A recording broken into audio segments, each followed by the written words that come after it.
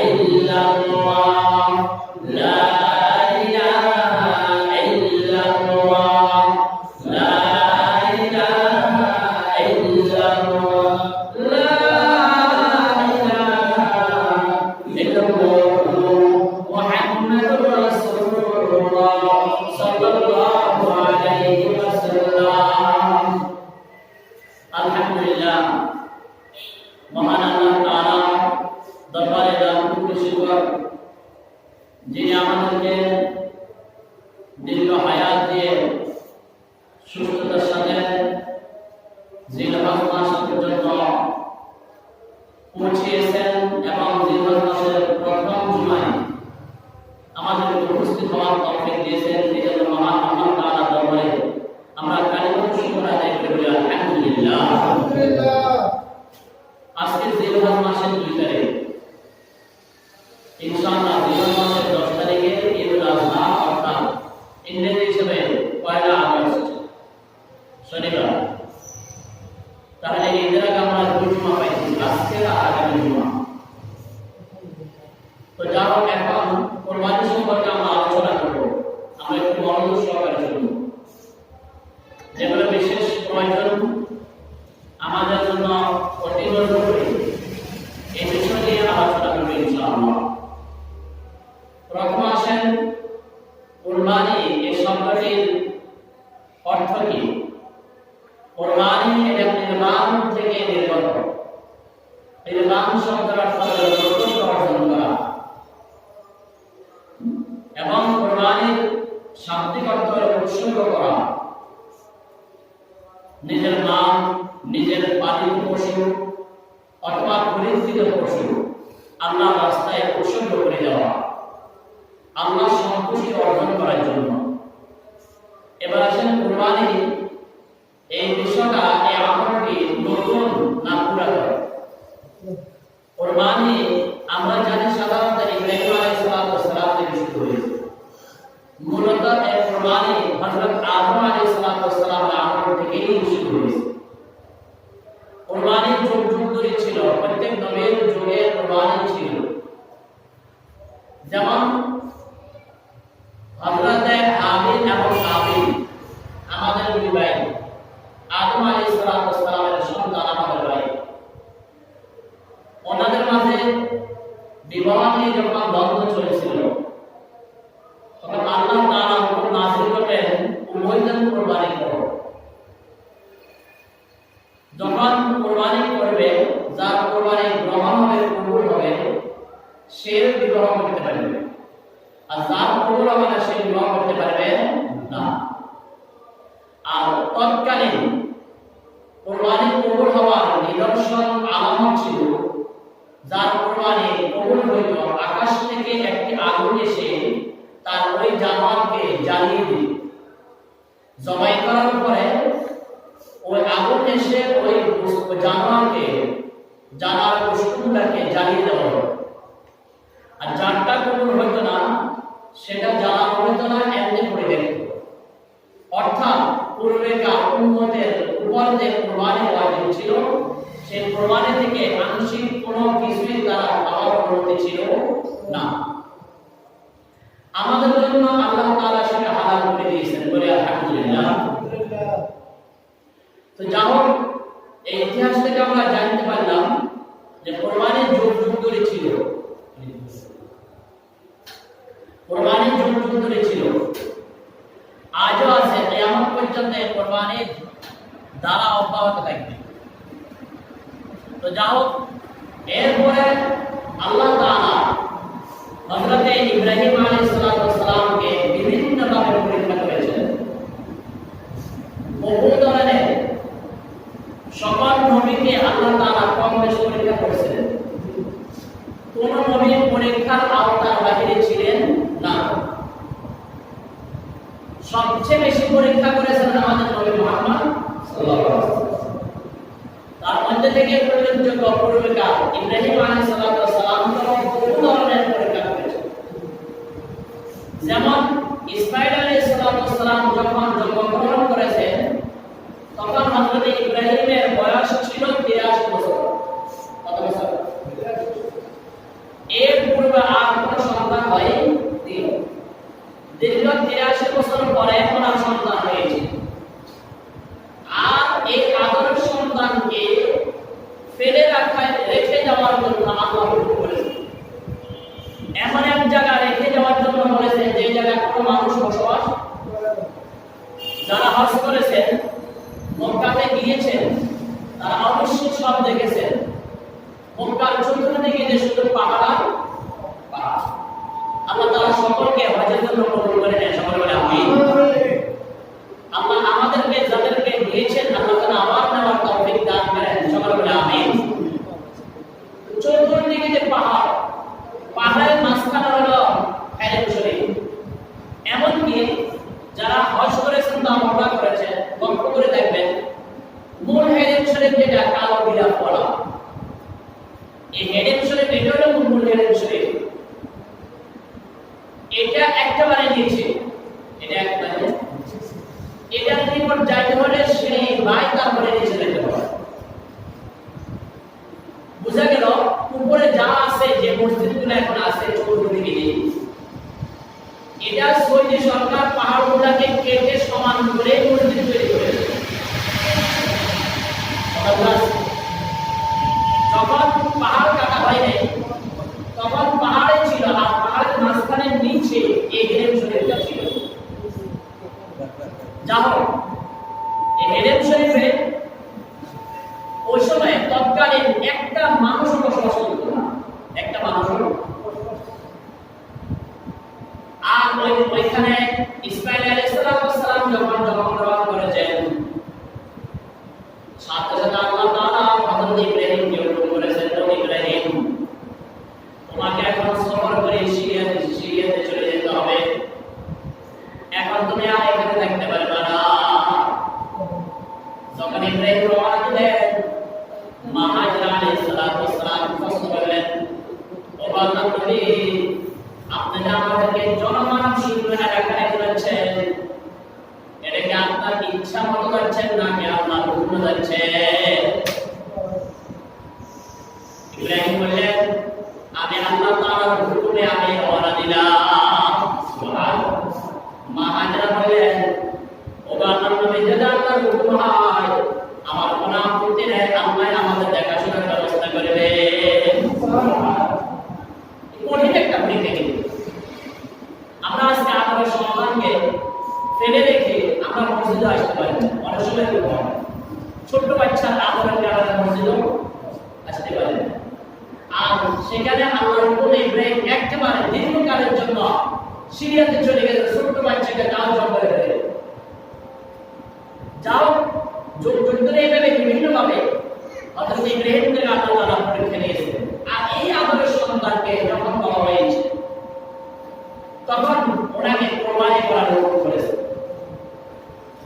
7 জিলহজ, জিলহজ তারিখ 7 তারিখ দিবাগত রাতে হযরত ইব্রাহিম স্বপ্নে দেখেছেন, ইন্নী আরা ফিল মানাম। ইব্রাহিম আলাইহিস সালাম 7 তারিখ দিবাগত রাতে স্বপ্নে দেখেছেন, কেউ ইব্রাহিমকে বলতেছেন, ও ইব্রাহিম তুমি তোমার প্রিয় বস্তুকে কোরবানি করো। ইব্রাহিম আলাইহিস সালাম সকালবেলা উঠিয়া 100টি উট জবাই করে দিয়েছেন। এরপরের দিন 8 জিলহজ দিবাগত রাতে আবার স্বপ্নে দেখলেন ইব্রাহিম আলাইহিস সালাম আগের মতই মনে হয়েছে। ইব্রাহিম আলাইহিস সালাম 9 তারিখে সকালবেলা উঠিয়া আবার 100টা উট কোরবানি দিলেন। কয়টা? এই 200 কোরবানি দেওয়ার পর কোনো প্রকারে আশা পুরো হয়নি। 9 তারিখ দিবাগত রাতে অর্থাৎ আরফার দিনের রাতে 9 তারিখে বলা হয় আরাফা। এই আরাফার রাতে ইব্রাহিম আলাইহিস সালামকে আবার বলা হয়েছে, ও ইব্রাহিম তুমি তোমার প্রিয় বস্তুকে কোরবানি করো। ইব্রাহিম প্রশ্ন করলেন আমার প্রিয় বস্তু বলতে কি বোঝায়? ইব্রাহিম আলাইহিস সালামকে বলা হলো, ও ইব্রাহিম আল্লাহ বলল তোমার কাছে যত বস্তু আছে তার মধ্যে থেকে যেটা তোমার কাছে বেশি প্রিয় সেটাকে কোরবানি করো। সকালবেলা উঠে চিন্তা করলেন আমার কাছে সবচেয়ে প্রিয় বস্তু হলো ইসমাঈল। তখন ইসমাঈল আলাইহিস সালামকে কোরবানি করার জন্য তার মাকে বললেন, কোরবানি করার ব্যাপারে মাকে কিছু বলেনি। মা হাজেরাকে বলেননি। হাজেরাকে বললেন তুমি তাকে গোসল করিয়ে সুন্দর কাপড় পরিধান করাই দাও। এখান থেকে আমরা এসে কোরবানিতে সকালবেলা আমরা কি করে গোসল করে কি করে গোসল, এটা ইসলামের কোনো বিধান না। ইব্রাহিম তার সন্তানকে গোসল করাইছেন তাই আমরা করাই, কিন্তু এটা ইসলামের সাথে কোনো ইসমাইল ছিলেন মানুষ, আর আমরা যেটা কোরবানি দিই সেটা হলো পশু। কথা বুঝা গেছে? যাও কেউ যদি এরপর গোসল দেয় সেটা তার ব্যক্তিগত ব্যাপার। এবার আসেন ইসমাইল আলাইহিস সালাম কি সুন্দর কাপড় পরিধান করায় যখন রওনা দিলেন মিনার দিকে। মক্কা থেকে মিনার যাওয়ার পথ হলো 40 মিনিট অথবা 45 মিনিট হেঁটে গেলে। আমরা আসার সময় হেঁটে আসি প্রায় 40 এর উপর সময় লাগে, 40 মিনিটের উপর। যাও তাহার পাহাড় হয়ে যাইতে হয় তৎকালীন। এখন তো পাহাড়ের ভিতরে সুরঙ্গ পথ করে দিয়েছে, এক সুরঙ্গ পথ মিনার থেকে শুরু করে মক্কা এসে গেছে।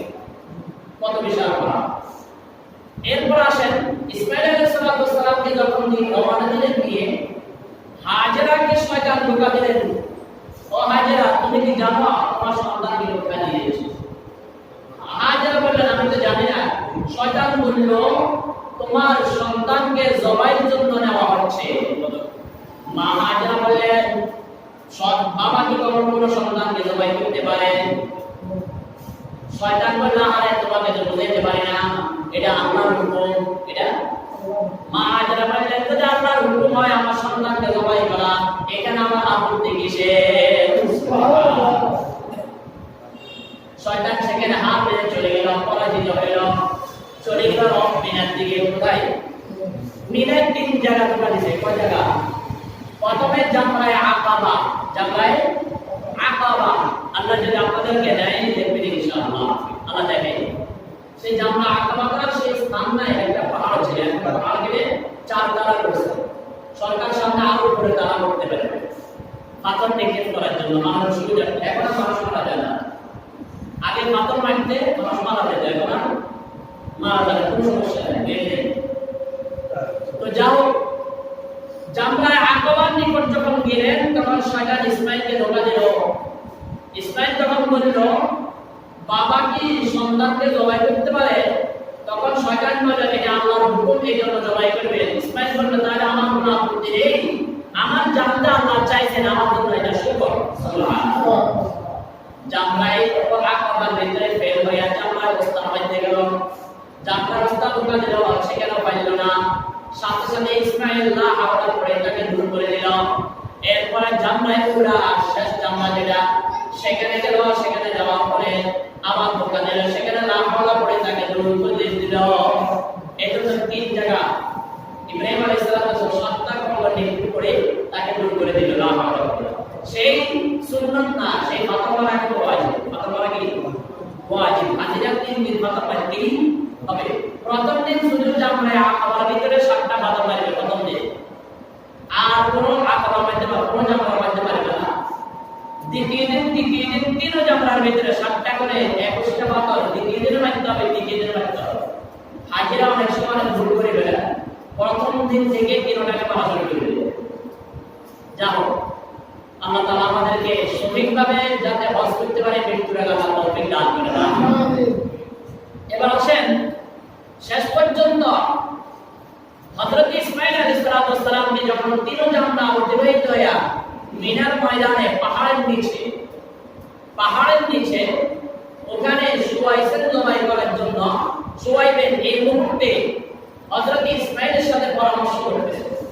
বাবা ক্বালা ইন্নী আরা ফিল মানাম, ও আমার সন্তান আমি আজকে রাত্রিবেলা স্বপ্নে দেখেছি আন্নী আযবাহুকা, আমি তোমাকে জবাই করতেছিলাম। ফানজুর মাযা তারা, আমার এই স্বপ্নের ব্যাপারে তোমার মতামত কি? তোমার মতামত কি? সন্তান নির্দ্বিধায় চিন্তা করে নাই, সাথে সাথে করে দিলেন ক্বালা ইয়া আবাতি ফাআল মা তুমার, ও আব্বাজান আপনাকে আল্লাহ যেভাবে হুকুম করেছেন সেভাবে আপনি পালন করেন।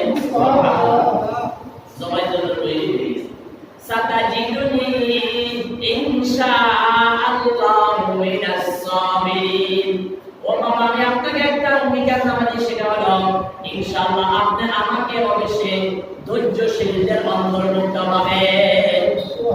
ধৈর্যশীলদের, এটা বলে নাই বাবা আমি ধৈর্যশীল, এটা বলে এটা বললে তো অহংকার হয়ে যাবে, কি হয়ে যাবে? মনে ধৈর্য আমি একাই ধরতে পারি না, বলেছেন যতজন ধৈর্য ধারণ করে আল্লাহর নৈকট্য অর্জন করছে আমিও তাদের মধ্যে থেকে একজন। সুবহানাল্লাহ। যাও, এরপরে বাবাকে ওসিয়ত করলেন, বাবা আপনার কাছে তিনটা ওসিয়ত আমার। কয়টা? তিনটা আবদার। এক নম্বর আবদার, আপনি স্ত্রীকে ভালো করে ধার করে নেন, যাতে করে আমাকে বুঝাতে আপনার কষ্ট না হয়। এর থেকে মাসআলা বের হলো যে স্ত্রীকে আপনি পশু জবাই করবেন, স্ত্রীকে কি করতে হবে? খুব ভালো করে দাঁড়াইতে হবে, যাতে পশু কষ্ট না হয়। দ্বিতীয় নম্বর আপনার বাবা, আপনি আমাকে চিৎ করে না শোয়াইয়া আপন করে শোয়াবেন। আবার আমার চেহারা আপনার চেহারার সামনে পড়লে আপনার আদর লাগতে পারে, মায়া লাগতে পারে, তখন আল্লাহর হুকুম মানতে আপনার অপরাধ সৃষ্টি হয়ে যেতে পারে, বাধা হয়ে যেতে পারে। তিন নম্বর আপনার বাবা, আমার এই রক্তমাখা জামা কাপড় আমার আম্মাকে দিয়ে দিবেন, যাতে আম্মা আমার এটা স্মৃতি গ্রহণ করে রাখতে পারে। এই তিনটা আপনার ঠিক আছে বাবা, আপনার ওইভাবে ওনাকে শোয়ানো হয়েছে। জবাই করার জন্য যতই চেষ্টা করেছে, ছুরি যখন চালাইতেছে সাথে সাথে আকাশের ফেরেশতার ভিতরে টনক প্রকাশ হয়ে গেছে। কথা বুঝতে পারছেন? লরজা আগায়া, আকাশের ভিতরে এভাবে কম্পন সৃষ্টি হয়ে গেল।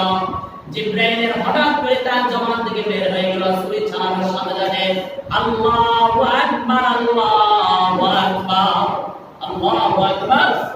জিবরাইলের আল্লাহু আকবার বলার সাথে সাথে পুরো আকাশের সকল ফেরেশতা আল্লাহু আকবার বলে যারা মুখ হইতে পেরেছে। আর ফেরেশতারা জিজ্ঞাসা করে যে আল্লাহ তুমি কি তামাশা শুরু করেছো? আমরা বুঝেছি না। হ্যাঁ, আল্লাহ তাআলা তখন ফেরেশতাদের উত্তর দিলেন, ফেরেশতারা তোমরা যে বলেছিলে আমি যে ইব্রাহিমকে খলিল নাম বলে দিলাম, কেন বলে দিলাম? তাকে আমি কেন বন্ধু বানাইলাম, বন্ধু বলে ঘোষণা দিলাম? এটা কারণ তোমাদেরকে দলিল আকারে, প্রমাণ আকারে প্রমাণ করানোর জন্য আমি আমার খলিলের যত পরীক্ষা করেছি, এটা হলো তার শেষ পরীক্ষা। জিবরাইল আল্লাহু আকবার, আল্লাহু আকবার বলেন, এই ধ্বনি ইসমাঈলের কানে আসলো। কার কানে? কি বলেন, বুঝতে পারে কিনা? আমরা বুঝাতে পারি কিনা? পারি। সাথে সাথে ইসমাঈল আলাইহিস সালাম বলে উঠলেন, লা ইলাহা ইল্লাল্লাহু আল্লাহু আকবার। এই ইসমাঈলের আওয়াজ শুনিয়া ইব্রাহিম আলাইহিস সালাম সাথে সাথে বললেন, আল্লাহু আকবার ওয়া লিল্লাহিল হামদ। এটাকে তাকবীর তাশরীক বলে। কি বলেন? আল্লাহু আকবার, আল্লাহু আকবার, লা ইলাহা ইল্লাল্লাহু আল্লাহু আকবার, আল্লাহু আকবার ওয়া লিল্লাহিল হামদ। কথা বুঝাচ্ছে? এই তাকবীর তাশরীক বলা ওয়াজিব। বলা কি? যেহেতু আলোচনা চলে আসছে বলে দিলে মাসালা একটু বলে দিই। তাকবীর তাশরীক আমরা বলবো 9 জিলহজ থেকে নিয়ে 13 জিলহজের আসর পর্যন্ত। 9 জিলহজের ফজর থেকে 13 জিলহজের আসর পর্যন্ত। অর্থাৎ এই বছরের জন্য এই শুক্রবার থেকে আগামী যে শুক্রবার আসতেছে, সেই শুক্রবারের সকালে ফজর নামাজ পড়ে আমরা ফরজ পড়ি আল্লাহু আকবার, আল্লাহু আকবার, লা ইলাহা ইল্লাল্লাহ, আল্লাহু আকবার, আল্লাহু আকবার, ইল্লাল হামদ। একবার বলুন কবার? আমরা অনেক জায়গা 3 বার 4 বার না, একবার বলা উচিত। কোথাও কোনো মঞ্চে বলে দেয় একবার বলা হয় যে 3 বার বলা সুন্নাত। এটা ভুল কথা। এটা কি কথা? ভুল কথা। কথা বুঝছেন? একবার বলা ওয়াজিব, একবারে বলা এর বেশি না। তাহলে আমরা আগামী শুক্রবার ফজর নামাজের পর থেকে পুরুষরা জামাতে নামাজ পড়লে যার স্মরণ আসে সেই আওয়াজ দিয়ে পড়তে হবে। পিছনে কে এক রাকাত পায় না, 2 রাকাত পড়ায় না, সেটা দেখার বিষয়। যেভাবে বলা ওয়াজিব, জোরে বলা ওয়াজিব, জোরে বলা পড়া ওয়াজিব, জোরে পড়া ওয়াজিব। এজন্য সমুচ্চরে একবার সবাই জোরে পড়তে হবে। কেউ যদি একা নামাজ পড়ে কখনো জামাত পায় না, তখন পড়তে হবে। মা বোনেরা ঘরে নামাজ পড়বে, তারা ফরজ নামাজ শেষ করে মুসতার মধ্যে বসে এই তাকবীর একবার বলতে হবে। কথা বুঝাচ্ছে? নারী পুরুষ আকেল বালেগ সকলের জন্য এটা বলা ওয়াজিব নামাজের পরে। কথা বুঝাচ্ছে? তাহলে আমরা শুক্রবার থেকে শুরু করব। এবার থেকে শুক্র শনি রবি সোম মঙ্গলবারে আসর পর্যন্ত, মঙ্গলবারে আসর নামাজ পড়ে মরে শেষ, এরপর আর নেই। যাও তাকবীরে তাশরীক সম্পর্কে আমরা আলোচনা করলাম, ইতিহাস সম্পর্কে সংক্ষিপ্ত আলোচনা করলাম। এবার আসেন কুরবানির ফজিলত কি। কুরবানির ফজিলত হলো যে ব্যক্তি কুরবানি দিবে ইখলাসের সাথে, কিসের সাথে? আল্লাহর সন্তুষ্টির জন্য, এই কুরবানির পশুটা আসল ময়দানে ফুলসিরাত পার হওয়ার জন্য তার জন্য একটা মাধ্যম হবে। সুবহানাল্লাহ। এবং কুরবানির আরেকটা ফজিলত হলো রাসূল বলেন বিকুল্লি শাআতিন হাসানা, প্রত্যেক ফসলের বিনিময়ে তার আমলনামে একটা করে নেকি লেখা হবে। সুবহানাল্লাহ। এবং একটা বছর ভিতরে কত বেশি ফসল আপনি জানেন? যা এই কুরবানির ফজিলত সংক্ষেপে যতটুকু জানেন আরো আছে। এবার আসেন কুরবানি কাদের উপর ওয়াজিব, সময় যেহেতু কম হবে সংক্ষেপে এই সপ্তাহে যেগুলো আলোচনা করেছি সেগুলো বলছি। কুরবানি কাদের উপর ওয়াজিব? কুরবানি যাদের উপর ফিতরা ওয়াজিব তাদের উপর কুরবানি ওয়াজিব, যাদের উপর ফিতরা ওয়াজিব তাদের উপর কুরবানিও ওয়াজিব। এবার আসেন এটা আমরা বিশ্লেষণ করি। কুরবানির দিন 10 তারিখ 11 12 3 দিন, কয়দিন? কুরবানি কোন কয়দিন? 3 দিন। 10 জিলহজ, 11 জিলহজ, 12 জিলহজ, অর্থাৎ এই বছরের জন্য শনি রবি সোম এই 3 দিনের ভিতরে যার কাছে 53,000 টাকা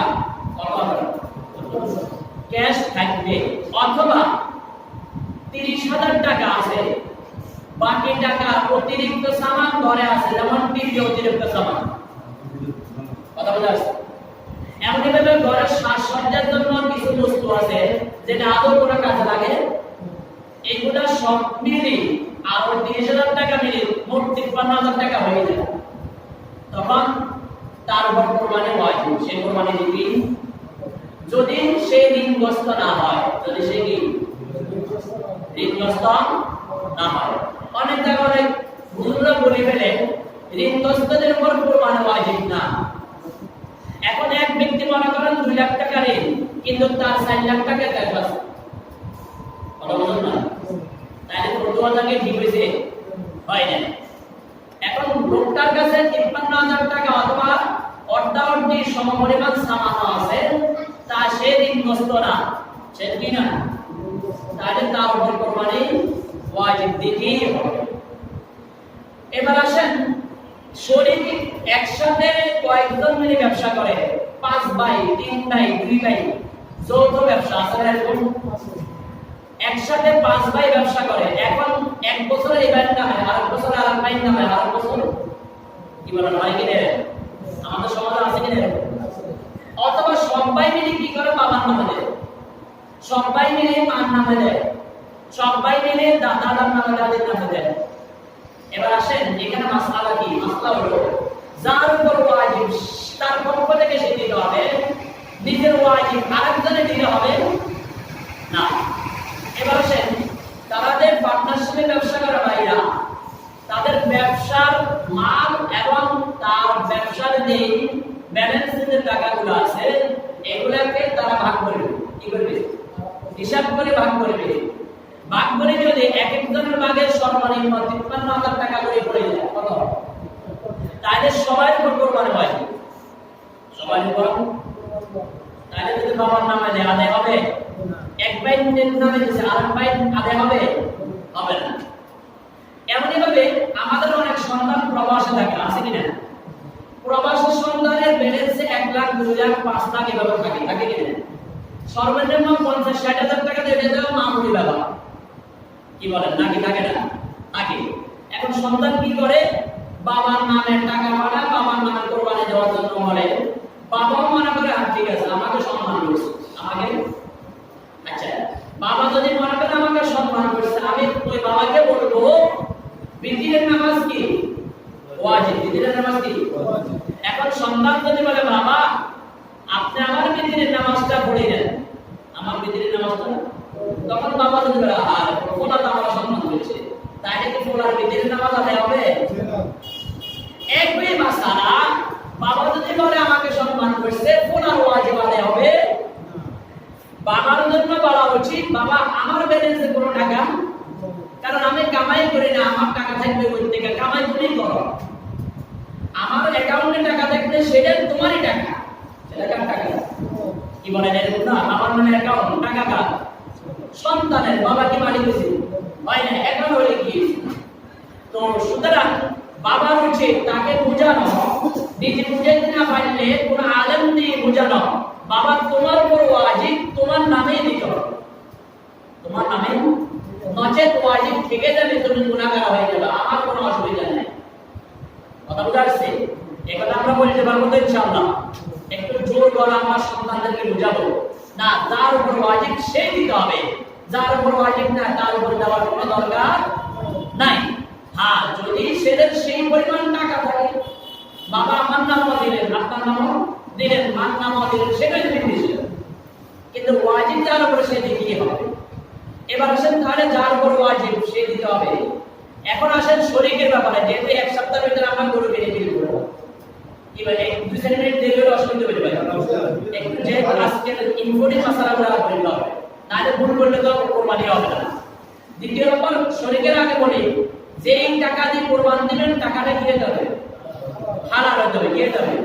কিস্তির টাকা, সুদের টাকা, ঘুষের টাকা কোরবান হবে। 7জন মিলে কোরবান দিলেন, 3 জন মিলে কোরবান দিলেন, 5 জন মিলে কোরবান দিলেন, 5 জনের ভিতরে 4 জনের টাকা হালাল, 1 জনের টাকা। এখন কি কোরবান হবে?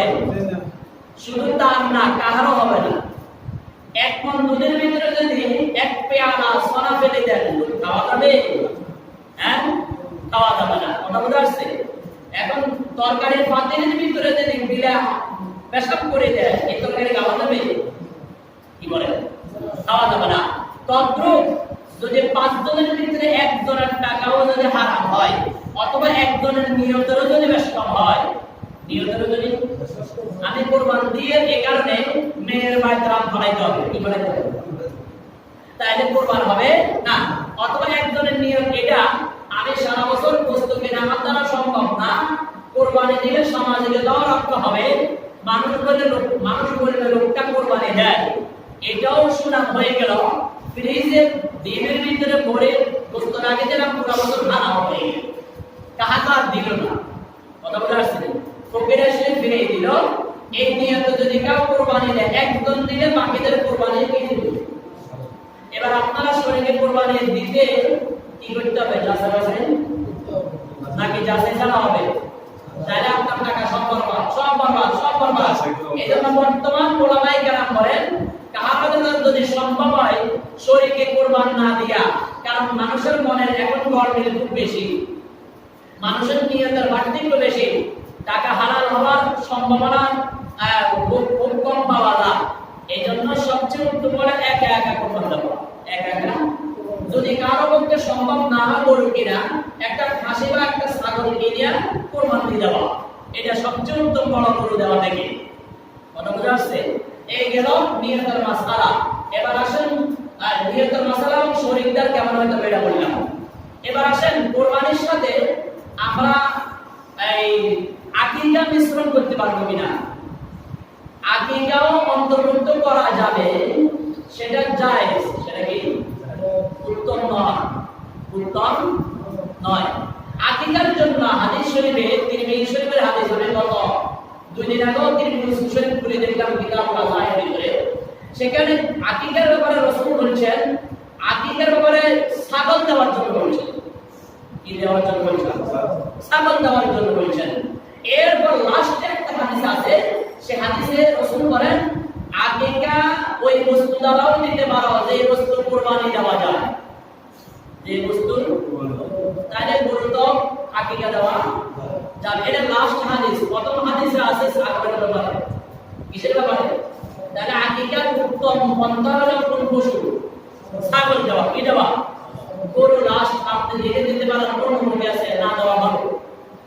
বাকি কোন শরীকদার যদি আকিকার নিয়ত করে, কোরবানির কোনো অসুবিধা হবে না। এবার আসেন যে আমরা এই শরীকের ব্যাপারে আলোচনা করলাম, শরীকদার কেমন হতে হবে, টাকা কি পরিমাণে হইতে হবে, এরপরে নিয়ম কেমন হইতে হবে, এরপরে আমরা শরীকদাররা, আমরা অনেক সময় ঝামেলা হয়ে যায়, কি আমরা শরীকদাররা একজনের বাকিরা বলে ঠিক আছে পরে টাকা দিয়ে দিব। কারণ গত পরশু দিন একটা রিপোর্ট আসছে, গত বছরের 100 শরীকের টাকা সে এখনো পায়নি। কথা বুঝতে পারছেন? তাহলে বলে কোরবানি হবে। এই জন্য সবচেয়ে উত্তম হলো আগে নগদ ক্যাশ হাতে নিয়ে নাও, নগদ ক্যাশ হাতে নিয়ে নাও। যে 20,000 টাকা করে আমরা কোরবানি দেব, 20,000 টাকা করে নিয়ে নাও, কালেকশন করো, টাকা মুঠে আসছে, বাজারে চলো, সবাই মিলে বাজারে চলো। কথা বুঝলেন ভাই? ও আমারে বানাই দেবে, আইনকে তুমি সমালোচনা করবে, এরকম নিশ্চিত হবে না। সবাই মিলে চলো, সবাই মিলে একসাথে টাকা ক্যাশ করে উঠাই, সবাই মিলে যাবে। আর যদি কেউ ব্যস্ত থাকে না, আপনি যেভাবে কিনবেন, যা কিনবেন আমি রাজি, কোনো কষ্ট করবেন না, কোনো প্রশ্ন না, তাহলে অসুবিধা না, তাকে বাদ দিয়ে আপনি বাকিরা কিনতে পারেন, যাতে কোরবানি বেড়াস কোনো ঝগড়া ফাসাদ না হয়। সো আমরা কাম করতে যাবেন, ঝগড়া হলে তো এটা একবার সব আমল ধ্বংস হয়ে যাবে। এমন কোনো কাজ করা যাবে না যে কাজের কারণে কি আমাদের ঝগড়া সৃষ্টি হয়। যা এই কোরবানি সম্পর্কে জরুরি যেগুলো শরীয়তের মাসালা, কাদের উপর ওয়াজিব, ইতিহাস, সামনে আরো অনেক মাসালা আছে। ইনশাআল্লাহ আগামী জুমাতে আপনারা আগে আসার চেষ্টা করবেন, বাকি মাসালাগুলো